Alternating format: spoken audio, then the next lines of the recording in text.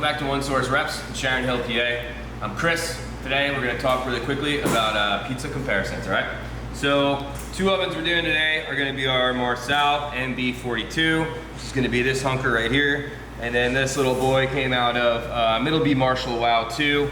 So, let's take a look and talk about the detailed comparisons. All right, guys, so this will be Middleby Marshall pie. You'll notice on the outer crust we have a lightly nutty color. It's pretty uniform. Very consistent. We have great caramelization on the cheese on top, and a little bit of dark bubbling, which I personally care for. Very consistent all around. Everything's nice and even, if you will. For me, one of the things I'll notice the most about the Marshall belt or a conveyor belt, what will tell me the difference between the deck, is going to usually be the bottom. I'll just use my hands. So we'll pick this guy up. See on the bottom, once again, incredibly uniform, consistent, nutty brown, crunchy thin on the bottom. Okay? There should be different spotting, etc. if you're on a deck. This is super, super uniform and consistent. The Middleby Marshall oven will use a forced air. So it'll have multiple fingers depending on the size of oven that you'll have. So your variables will be time, hertz, and temperature. So this will be our pie that came out of the Marsal MB42. Your variables here will literally just be time, temperature, and then maneuvering hot spots.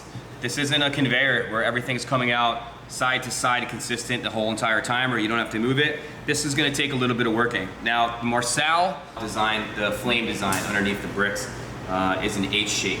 So it's designed technically to not necessarily have to turn or work very often.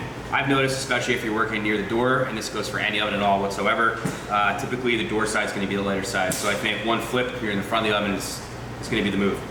So that's what I did with this. And you'll notice darker spotting.